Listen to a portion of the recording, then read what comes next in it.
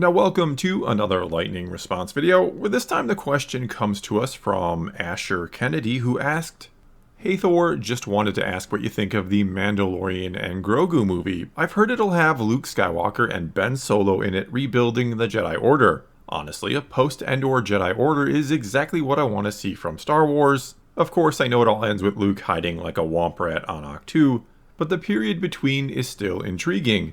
What do you think of the period between the originals and the sequel trilogies? And do you think adding information about Luke could in some small way make the sequel trilogy better? By the way, the sequel trilogy sucks. I just want Star Wars to be good again." Okay, so first of all, I think the Mandalorian and Grogu movie has a chance to do quite well at the box office. I don't know about it being like a billion-dollar movie or anything, but I think it'll do rather well. I think it'll be a success. I think after nearly 7 years away from the theater for Star Wars, which it'll be at the time that film is supposed to come out in May of 2026, plus the fact that, without question, Mando and Grogu are the two biggest characters created in the Disney era. They're the only ones that have really sort of transcended Star Wars to become pop culture icons, especially Grogu. But yeah, I think when you factor those two things together, that it's been so long since we had a Star Wars movie in the theater, and that people have heard about these characters, maybe even or likely have seen The Mandalorian show, and love the characters, again, especially Grogu, but I think it'll bring a lot of casual fans and average moviegoers to the theater, and I do think, of course, a lot of hardcore fans will go. Even those less than happy with Star Wars likely won't pass up on seeing the new Star Wars film in the theater, especially if they were fans of The Mandalorian, or at least the first 2 seasons, though I'm sure some of the more disgruntled fans will pass, which is certainly their choice to do so. Furthermore, I think there's every chance it'll be a good, more fun, action-packed Star Wars film that most fans, and again, most average or kind of casual moviegoers, will end up enjoying. Maybe it won't be the most profound Star Wars story ever, and I know I always talk about how, yes, Star Wars fans demand spectacle, but it is the substance that makes it memorable and makes the story stay with us and makes Star Wars really what it is. But in this case, the first film back in the theater in so long, I do expect them to try and capture the more action-adventure part of Star Wars, the spectacle part, for it to be, again, a more fun movie than really anything to sink your teeth into story-wise. But anyway, your main question was about Luke possibly being in the Mando movie along with Ben Solo rebuilding the Jedi Order, which I'm not so sure about, especially the Ben Solo part. He'd be very young at this time, like 5 years old at this point in the Mandoverse, so I don't think he's really helping Luke rebuild the Order. Anyway, you also asked about the whole time period in general, the one between the original trilogy and the sequels. Can anything be done with it to, in a sense, maybe sort of save the sequels? And how you, and I think a lot of fans, how you wanted nothing more than to see Luke rebuilding the Jedi Order post Return of the Jedi, and not have it all eventually end in literal flames and then have him running away to hide and die. And first off, not to be pessimistic here, I know many talk about how, say, the Clone Wars kind of saves the prequels or makes them a little better for some fans, and so there is seemingly a precedence of sorts for this sort of thing being able to happen in Star Wars. But I don't know that there's anything that can be done that makes the sequels, the films themselves, better for anyone who doesn't like them, especially for those who really don't like them. But there may be ways to make the story within them more palatable, or maybe there are ways to kind of subvert them, ironically enough. And I think the reason why that's maybe possible, that they could become more palatable for some people, meaning they kind of just accept they're there, not that they, again, necessarily like the films suddenly, but it is because of what you said at the end of your comment there. You don't like the sequels, but you just want good Star Wars again. And from your question, I assume you'd like to see some of that good Star Wars include Luke Skywalker. And I'm right there with you, as are, I guess, a lot of other fans, that they don't like the sequels, but just want to find a way to move on from hating them, and to, if possible, find a way to have them there to exist in the canon, and to still enjoy Star Wars going forward, which includes getting more Luke Skywalker, potentially. And I mean, sure, you can go back and read some EU books if you want that, I suppose, if you want the Luke many of us were hoping he'd be in the sequels, and I have been going back and reading some old books myself lately, And there also are some fans who will never ever accept anything less than the sequels being retconned before they even think about coming back, or who will never ever forgive them for what they did to Luke Skywalker or some of the other characters or things they've done, and really nothing short of the sequels getting retconned will bring them back into the fold. But even though I don't think there is a 0% chance that happens, that the sequels get retconned, I think Disney will always be open to whatever they think will make them the most money. But even though I don't think it's impossible it'll happen, I still think there's a very, very, very low chance of it happening. And I think that chance goes down to virtually zero if the Rey movie does indeed get made and ends up being a success, as unlikely as many think that would be. However, on the flip side, if that movie comes out, if the Rey movie comes out in a couple of years and it is a absolute disaster, the odds of the sequels getting retconned, I think, go up, and maybe substantially so. I've jokingly said before that if you hate the sequels and want to see them retconned, you really should be asking for the Rey movie and then not going to see it when it comes out.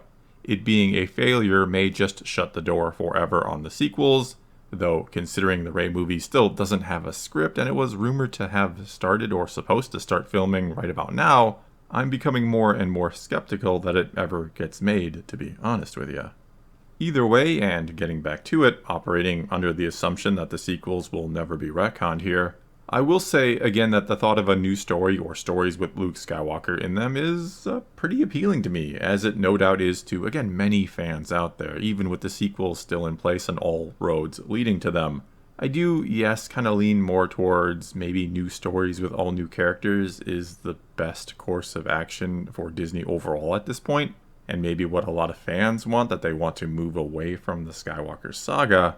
But I have liked the little we've seen of Luke so far in this time period, in the Mandoverse time period, not the sequels. I like what has been done with him in Mando Season 2 and the Book of Boba Fett. And it's clear, given we have the Mando and Grogu movie coming up, and that is in full swing, that is well into production at this point. So it is happening. It will be coming out short of something very disastrous happening to it. Plus, we also have another season of Ahsoka, as well as the Dave Filoni directed movie that will be set in the Mandoverse. In other words, like it or not, I suppose, but they are still heavily investing in this time period. It's not going anywhere anytime soon, and it would be very kind of strange or feel a little off to tell a bunch of kind of big galaxy-impacting stories in this time period between the two trilogies without ever seeing Luke Skywalker step up to the plate to help. I mean, in a way, not using him would make Luke even worse in the sequels. Not only does he eventually run off after what happens with Ben, but even before that, when big things were going on in the galaxy, when it looked like, say, the Empire was returning under Thrawn, Luke was nowhere to be found at that time either. Basically, it's kind of a double-edged sword with Luke, especially if the goal is in some capacity to explain or save the sequels or a link up to them, or however you want to put it. Use him in the Mandoverse time period, and some might simply say it just doesn't matter to me. We know how Luke's story is going to end, where he is going to end up after all of this. Even if he is heroic here, he turns into what we saw in The Last Jedi, so I do not care. But if you don't use him, some are going to be like, really? The galaxy is in grave danger and Luke is off doing something else? What could be more important? Why do you keep ruining this character? And so, personally, I think the best thing to do with Luke is to, yes, use him a bit in the Mandoverse time period, and maybe a show like Ahsoka, when Thrawn returns, we start to see him a bit. Have him showing up sparingly here and there in the Mandoverse, and then, as long as it can be done well, either using CGI or maybe recasting Luke, but make him a pretty big part of the Filoni movie, which is likely going to be a sort of culmination movie for the whole time period and the final battle against Thrawn and the Imperial Remnant and whatever is going on with the Night Sisters and maybe anything else bad that comes about in the meantime. Give us a very heroic Luke Skywalker in that film. Even make him the main character if you want to. I don't think you could go wrong with that as long as you do right by Luke. And along the way and in that film, don't do things that overtly tie back to the sequel trilogy or tie forward to it, I guess. Sure, have some small clues or things here and there that if you want, you can see maybe how there could be some connections, but make them things that can be easily overlooked. Things like, sure, Praetorian Guards showing up in Mando Season 3, and of course being with Snoke later on. Either way, make it feel like a final victory over the Empire. That no, this just isn't a stepping stone to the First Order. Make this a win over them, and don't make it feel like Palpatine is coming back or he is building his Final Order fleet out there. Just kind of avoid all of that. That then lets people in their headcanon fully believe this could be a separate timeline, even if technically in the canon it isn't. That if you go by their official canon, it is part of the bigger story with the sequels. But whatever you do, even if you do want to kind of link them to the sequels, I still don't think you should make this a stepping stone to the sequels. Basically, let this be its own thing, and maybe, just maybe, fans will overlook the sequels if, again, you give Luke his big hero moment. And if maybe we see him rebuilding the Jedi Order and having some success. Maybe if we get all that, there will be not more acceptance of what's been done with him in the sequels, but less people upset about it since they got the real Luke Skywalker elsewhere, and can now, if they so choose, they can ignore the sequels. Even Dave Filoni seems to be thinking maybe the same thing, or is just kind of very aware of how connecting the Mandoverse directly to the sequels could be not the most well-received thing ever. When asked, where is Grogu during the sequel trilogy, Dave said, "In my experience, there's definitely a way to weave everything together and make it exciting, but it is possible it would never have to cross over with what we saw in the sequel trilogy if the story has us somewhere else." So yeah, the best thing to do with this time period, in my opinion, is to again make it its own thing pretty much entirely.